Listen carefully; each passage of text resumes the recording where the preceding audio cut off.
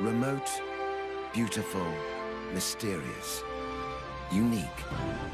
Islands are worlds of their own. Places apart where life has evolved differently. But in our modern interconnected world, islands are also part of a global community that's changing, for better or worse. In this series, we're exploring the lives of islanders.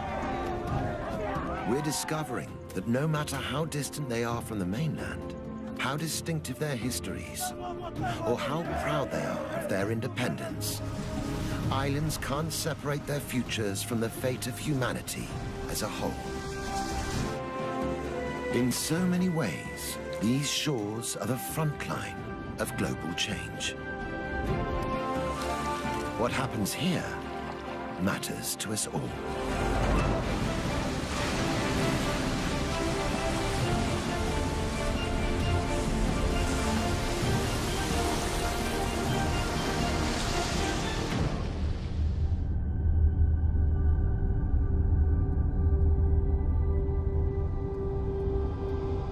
Amid the vast expanse of the South Pacific, isolated by the endless blue, is the Republic of Fiji. 322 islands forged in the heat of volcanoes. Rugged mountains fringed by sandy shores.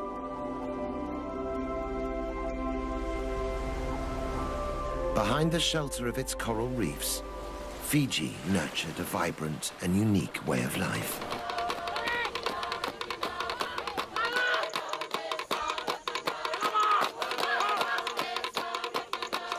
Over the centuries, it grew to be a powerful and proud culture.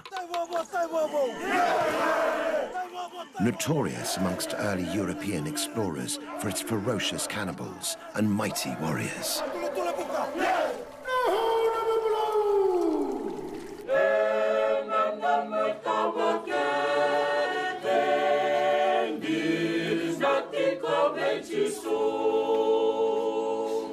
When the British imposed their rule, they brought Western ways and Christianity.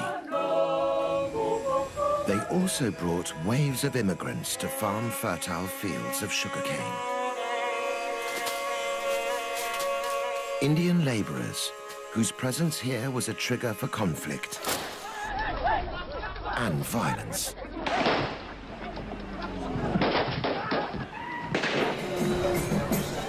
Today, an uneasy peace reigns. The new and old ways sit side by side. And the latest arrivals are tourists, for whom Fiji's islands are a tropical paradise.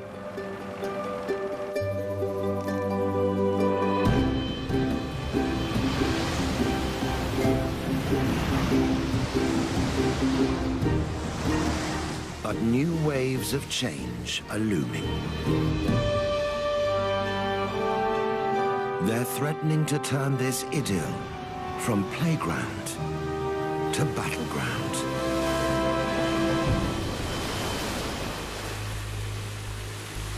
Sometimes the danger is all too obvious. But for those who know where to look, the effects can also be seen in the depths of the forests and beneath Fiji's blue lagoons. Sea temperatures are rising, coral reefs are dying, and the natural breakwater that protects Fiji's shoreline is being washed away. It's islanders who are on the front line of the fight to restore the balance. Strong and resilient, they also know how to nurture and heal. Now they are drawing on both sides of their nature to face the tests the world is throwing at them. Will it be enough to keep this paradise sunny in the teeth of the gathering storm?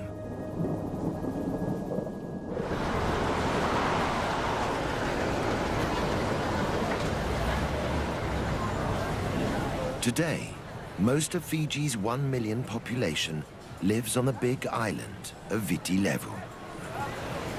The capital, Suva, and a dozen other towns pulse to an urban beat.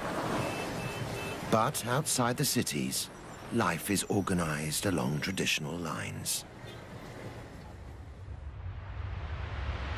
Head a few kilometers off the southern shore of Viti Levu to the island of Benga, and the importance of the old ways is clear to see.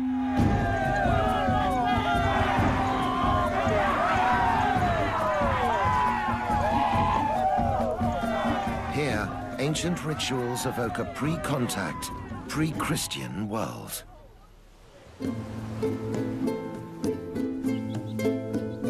Distanced from the mainland, life moves at its own pace on Benga.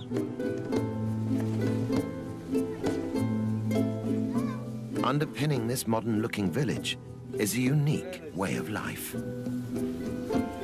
where ancient traditions still survive.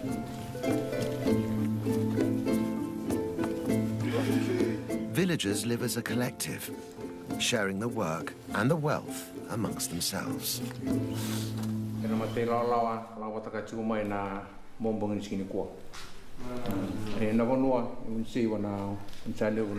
They are led by this man, Tui Sau.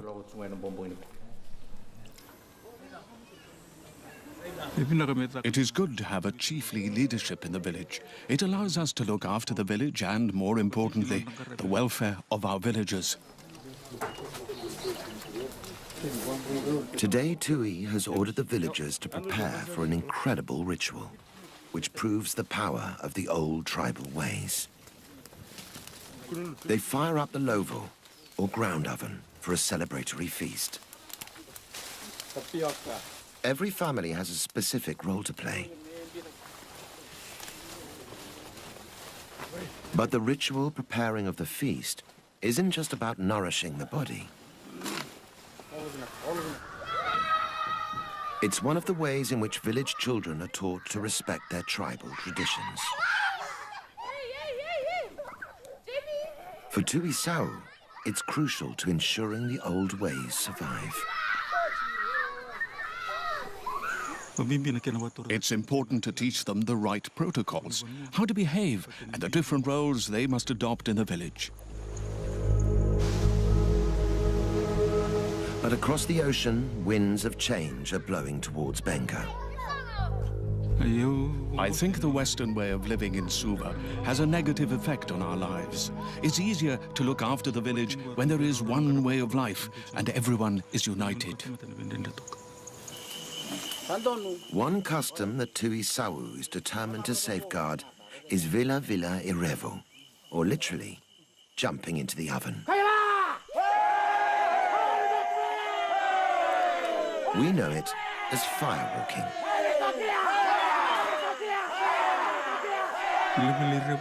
Firewalking has been around for as long as Benga itself.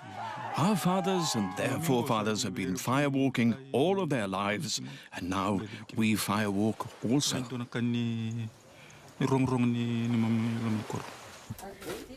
Firewalking is just for men, but everyone's involved in weeks of preparations. For the performers, getting ready for the ritual requires certain personal sacrifices.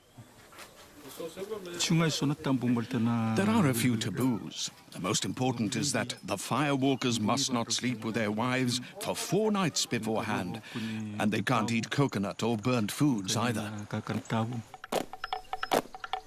Before the firewalking, a ceremonial meke evokes the Sau tribal spirit.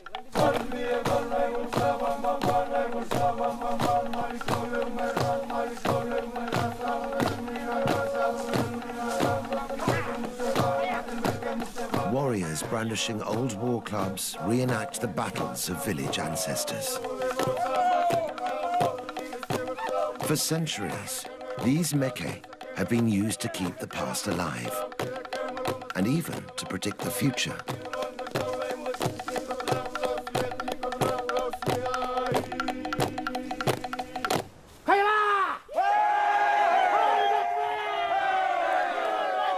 The priest starts the ritual, calling the firewalkers to prepare the flaming pit.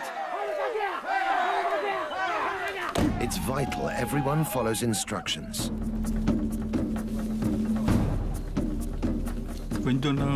If someone breaks the rules or taboos, they will get burnt. They can be bedridden for 4 months and must be nursed at home until the burns heal. Finally, the pit is ready.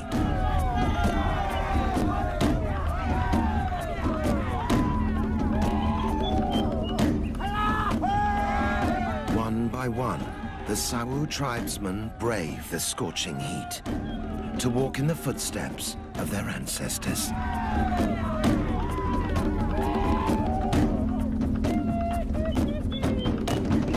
They finish unscathed, the honor of the tribe upheld.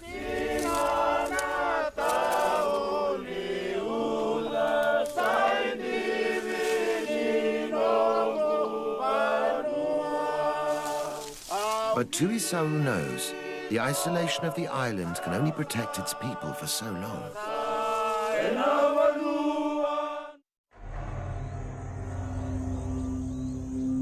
Dark clouds are gathering on Benga's horizon.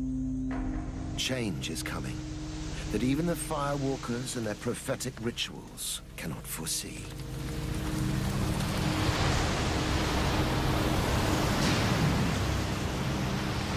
It won't be the first time waves of unexpected change have washed over these islands.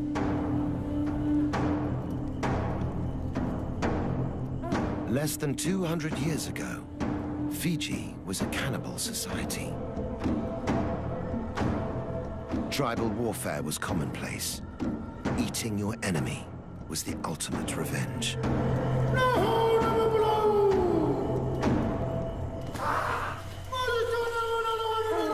Christian missionaries from Europe set out to rid the islands of cannibalism.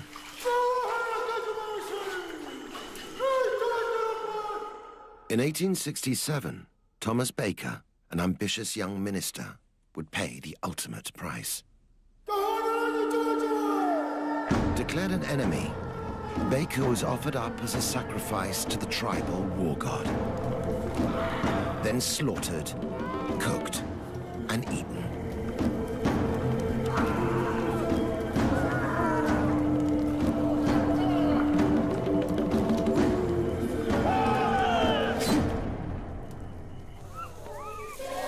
But Baker's sacrifice was not in vain. Violent Pacific traditions were tamed by Christianity. And today Fijian Christians regard the old days as Naguana ni Tevoro, the time of the devil. When Christianity came to Fiji, the missionaries were eaten. But people have seen the power of God and the gospel. It has taken away cannibalism and warfare. Asanatha Vikana is a Sunday school teacher in Nialwa village, in the north of Fiji's main island, Viti Levu. She's one of some 280,000 Methodists in Fiji. She's also the local chief's wife, and must integrate her faith with the indigenous customs that are still central to village life. Read your Bible, pray every day, and you grow. Christianity came to Fiji as a foreign religion and had to deal with the traditions and the people it found here. Read your Bible, pray every day. Images like this Black Christ are attempts to show that the Son of God came for people of all races. The missionaries reached out and succeeded in convincing Fijians.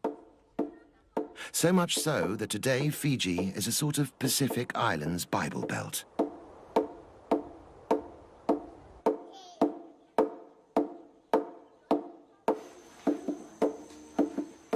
Although the days of tribal warfare are behind them, the villagers still have a tribal approach to worship.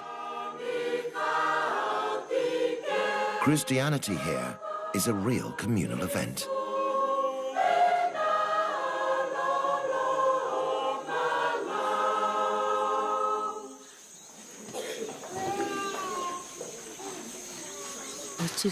God has given us love for one another within our community.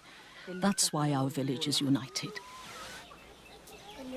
Also uniting the village is Asanatha herself.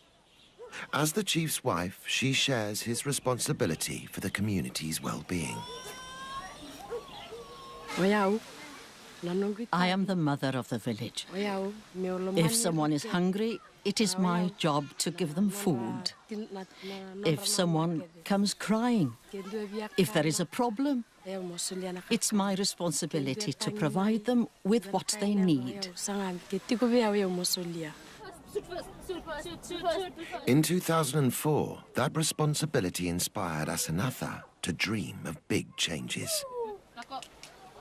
Realizing Niawa's children had no access to nursery school, Asanatha started the region's very first kindergarten. It's important for the children to have an education. Education can bring about change in our village. Now, there's a network of kindergartens in the surrounding villages.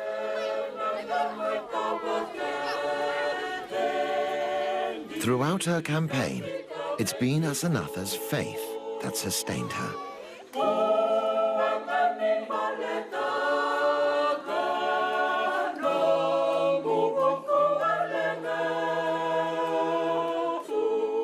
But the new faith and the old ways don't always go harmoniously together. Echoing around the National Stadium is a voice from Fiji's ancestral past.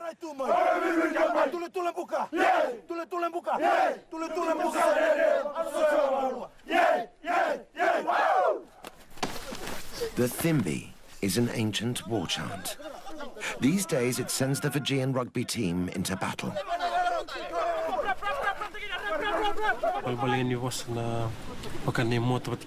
The words mean, we have our shields and our spears, and we're going into battle. We're telling our opponents, we'll take you down. Now the Thimbi has become a rallying cry for ancient customs threatened for being unchristian.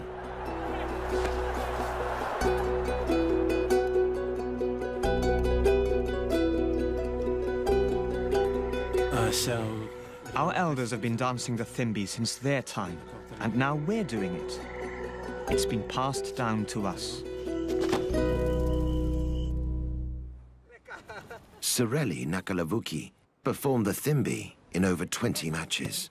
The Thimbi makes you feel strong as you prepare for battle. It psychs you up, ready for the game.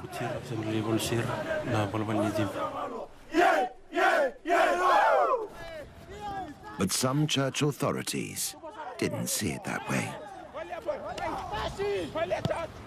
In 2009, they declared the old war chant ungodly. With the support of the team pastor, they demanded a ban. Under heavy pressure, the team broke a 70-year tradition. They dropped the Thimbi ahead of a big international game. Whether or not they angered their old gods, the team were badly defeated.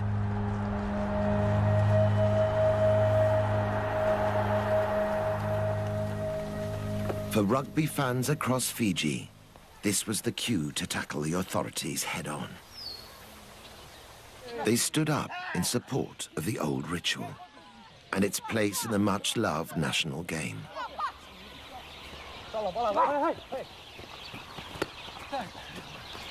Like Christianity, rugby was brought here by Europeans, and it's been passionately embraced.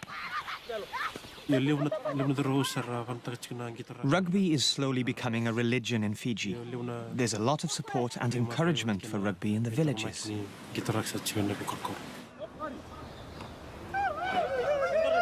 It's one of Fiji's best-known exports, and a matter of great national pride. Before I play a match, my parents urge and encourage me. Go and show the world that you are a good rugby player and bring success to Fiji. Eventually, Those calling for the return of the Thimbi were heard.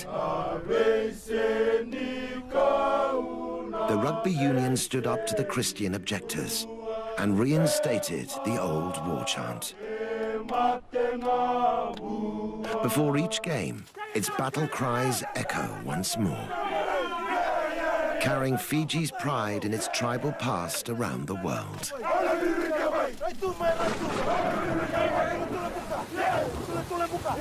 But while the team represent their nation with pride, the future of their island looks dangerously uncertain.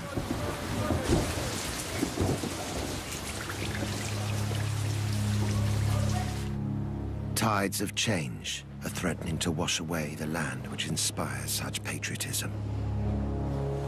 Fiji and the whole world is feeling the effects of climate change. A big factor on the island is the El Niño weather pattern. When warm sea currents and trade winds weaken or change direction off the South American coast, El Niño can cause dramatic variations in weather. In Fiji, it's happening more and more frequently. Extreme droughts and severe storms ravage the land. Beneath the waves, the destruction continues. Warming seas are killing the algae that sustain the great coral reefs. It's these reefs that stand between the tempest of the Pacific and Fiji's vulnerable coastline.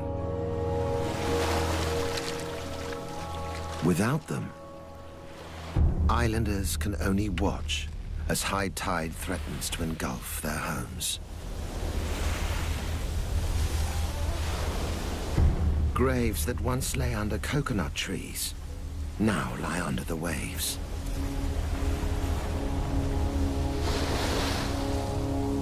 History is being washed away.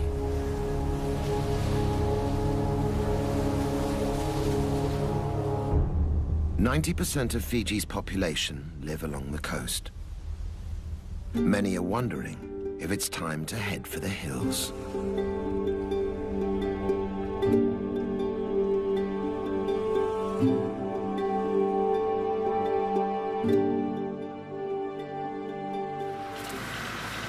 When Britain colonized Fiji in the late 19th century, reliable sunshine and predictable rains meant that they could farm sugarcane on a massive scale.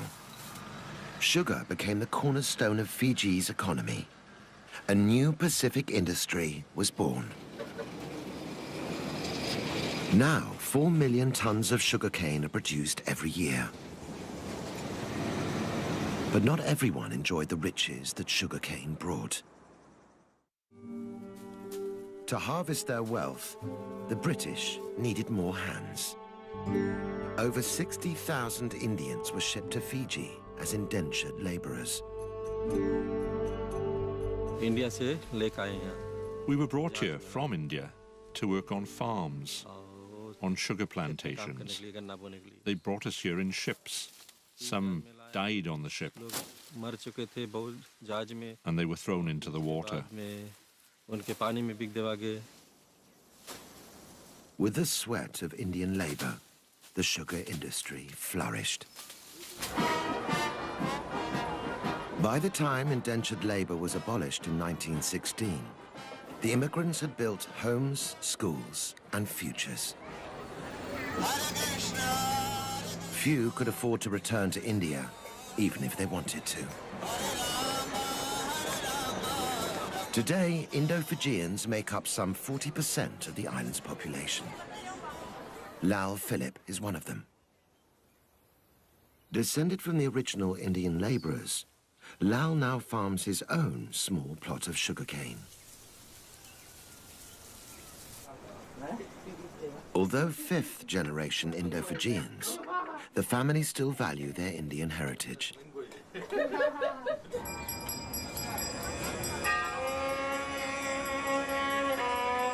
Their Indian spirituality has taken root in their adopted homeland.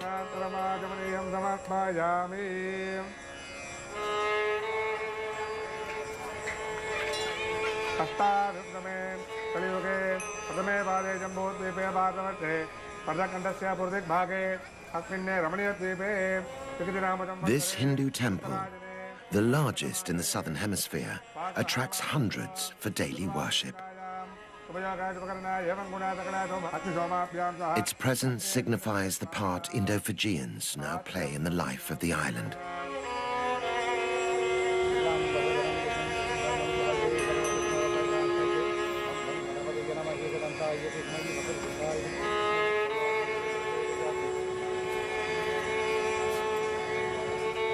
Inside, the devoted worship Lord Murugan, the guardian deity of the seasonal rains.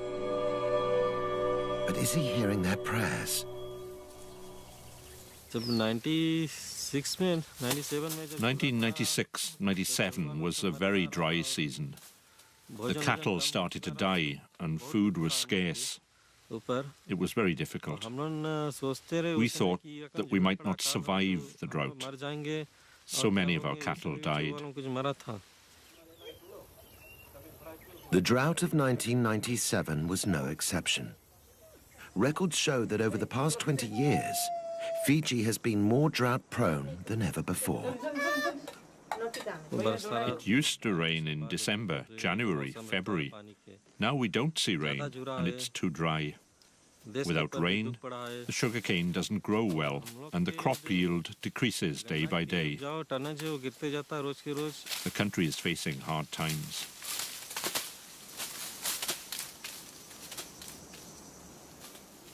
But for farmers like Lal, it's not just the weather that could ruin the harvest.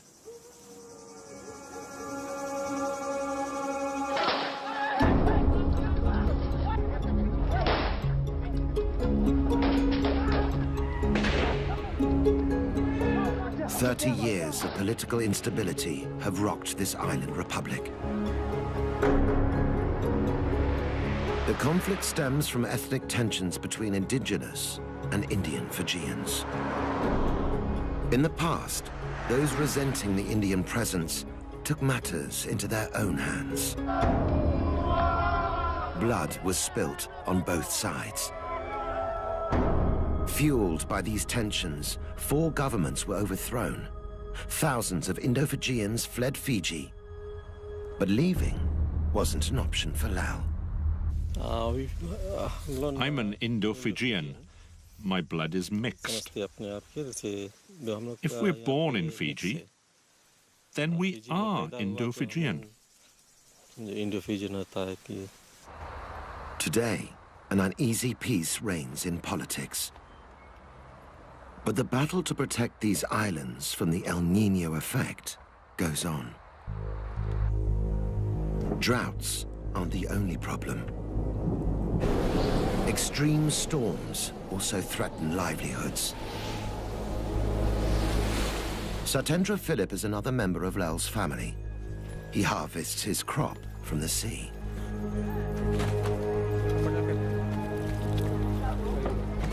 We used to have good weather, but now it's very unpredictable.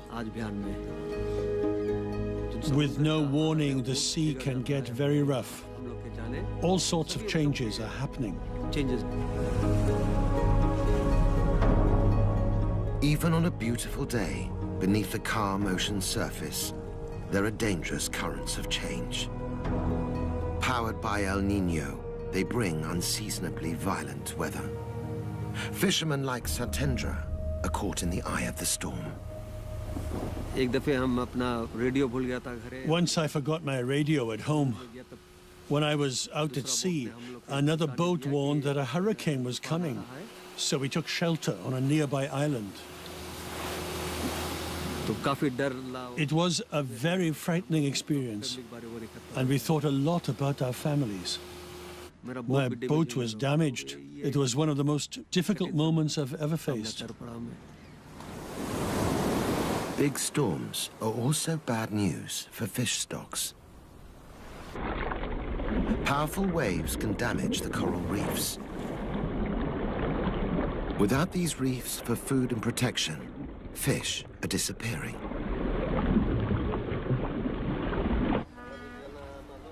Outside the cities, half of all households depend on fishing. The changes in weather threaten their whole way of life. Their children face an uncertain future. If the extreme weather continues, it's not just the farmers and fishermen that will be affected. So too will Fiji's tourist industry.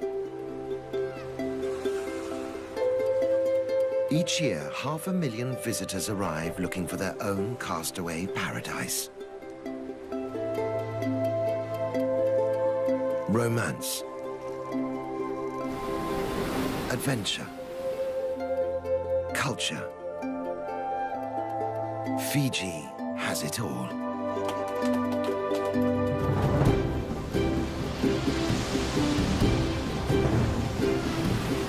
Today, the island boasts one of the most popular surfing swells in the world. But as the El Niño effect continues, even the bravest will struggle to ride out the storm.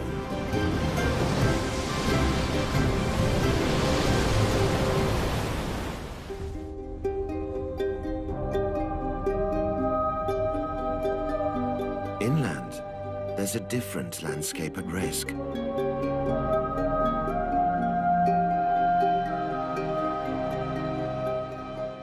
Fiji's mountainous interior is an unspoiled Eden. Imposing cliffs conceal rare orchids. Tropical rainforests hide a lush diversity of life.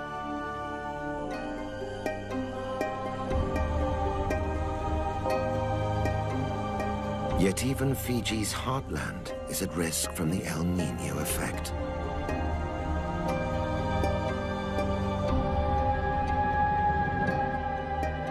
An increase in extreme weather is causing vast landslides and devastating floods.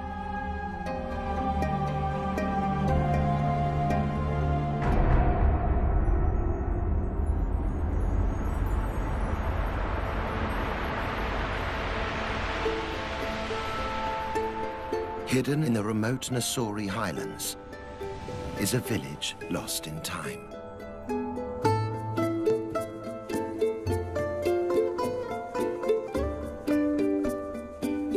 Navala is a Fijian village in the most traditional sense.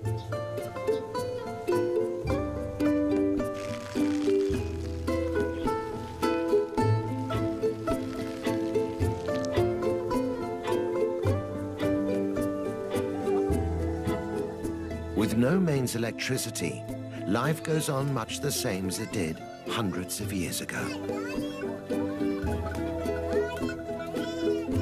Everybody works together for the good of the community. Homes are built, children are taught, and the sick are treated at no cost to the individual. But the effects of climate change are threatening this utopian idyll. Mili Sura is medicine woman to more than 500 villagers. She comes from a long line of traditional healers.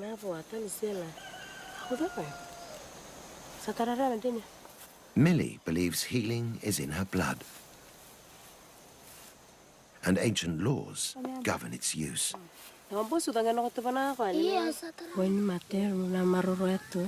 I keep my knowledge of medicine making a secret. I can't tell anyone else because if I make this knowledge public, it can reduce the effects of the medicine. Mili sees her patients every day, and their complaints are seasonal.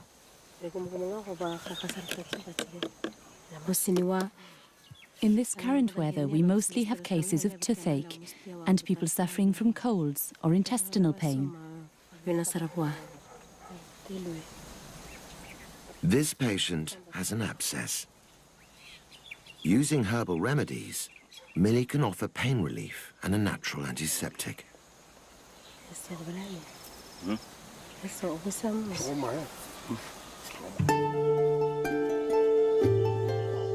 For ingredients, she's totally dependent on the huge natural pharmacy on her doorstep.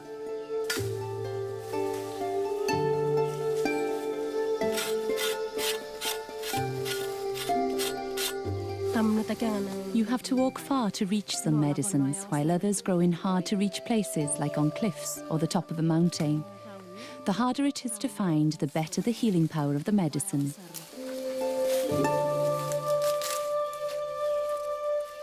These days, Millie's remedies are in great demand. The change in weather brings with it numerous infections. At times like this, lots of people come to ask me for medicine. People here have come to understand how the plants and herbs which grow around them can keep their families healthy. In Millie's hands, this wisdom can be released to heal a new generation. Take a mango tree, for instance. It can be used in lots of ways. It can be scraped and mixed with hot water and salt for gargling. And it can also be drunk to treat diarrhea.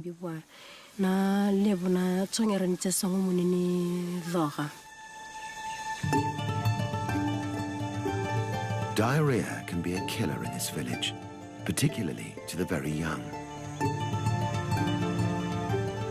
It's crucial that Millie is able to find the right plants at the right time to treat it. But the changes in Fiji's climate are putting Millie's natural pharmacy in danger. She has to walk further and further to find the plants she needs. Millie is worried that one day they won't grow at all.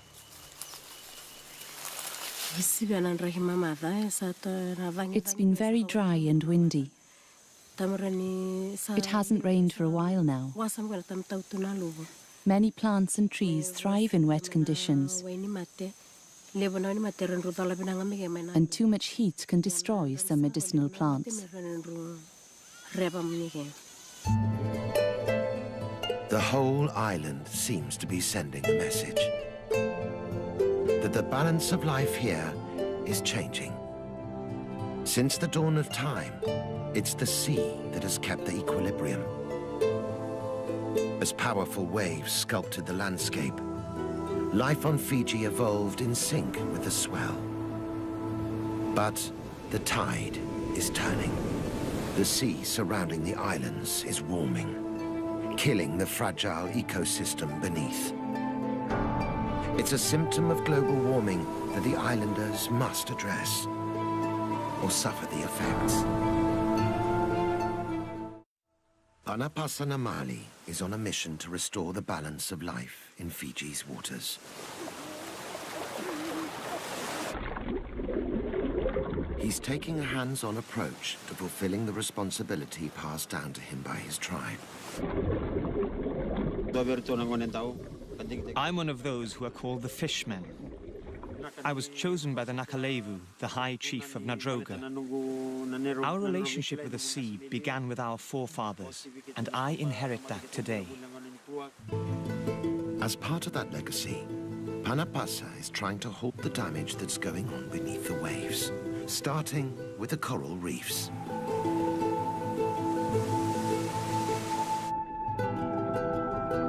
These reefs shield the island by absorbing the force of the powerful Pacific waves.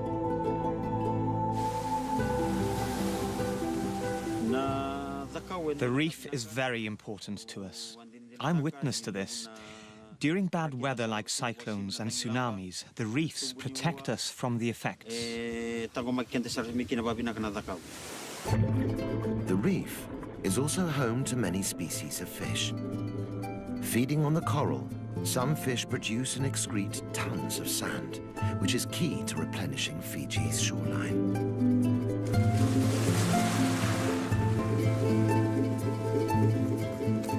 But this delicate ecosystem is being washed away. Under the heat stress of warming seas, Fiji's coral reefs are dying. In some parts of the Pacific, 80% of living reefs have been lost. Without coral to feed on, fish are disappearing. And without fish to replenish them, Fiji's beaches are washing away. For Panapasa, the solution is clear.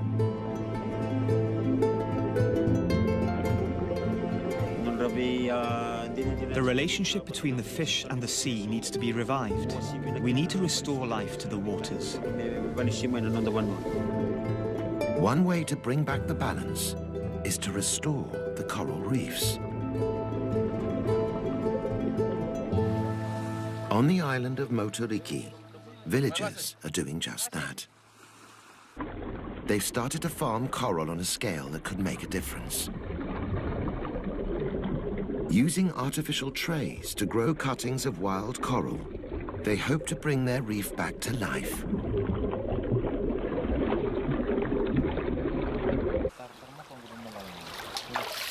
In just 12 months, these tiny cuttings will have doubled in size. The adult corals will then be replanted onto dying reefs, bringing them blossoming back to health.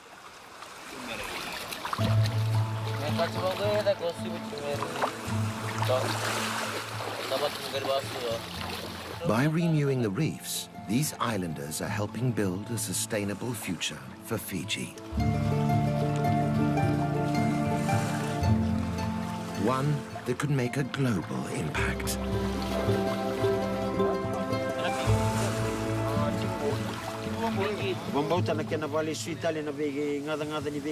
I believe that if we keep making efforts to give back, to renew our water and our seas, our corals and our fish, our efforts will become known all over the world.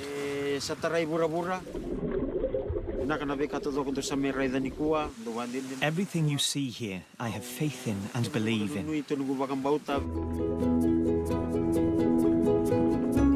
Though it's too early to see long-term results, the signs are promising. The islanders have started the fight back against climate change in Fiji.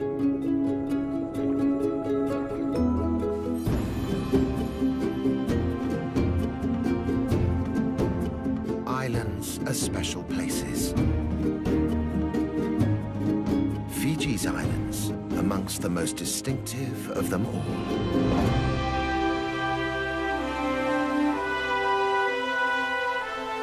The postcard island paradise. This is the beauty that has carried Fiji's name far and wide. But if this was once a place where time stood still, now the islands are in their 11th hour. The isolation that preserved their ancient rituals no longer provides sanctuary.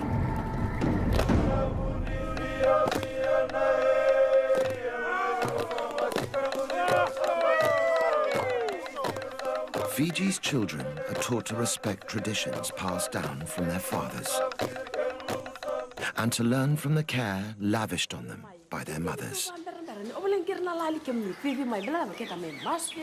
These are children who can still enjoy their season in the sun. But as they grow, they'll tackle challenges no other generation has had to face. Not only must they learn to live with their divided past, they must build their future in a changing world and protect their islands in all their fragile beauty. Facing new horizons, Fiji's children must adapt, even as they hold fast to the strengths their island legacy has given them. In a changing world, we all have lessons to learn from Fiji.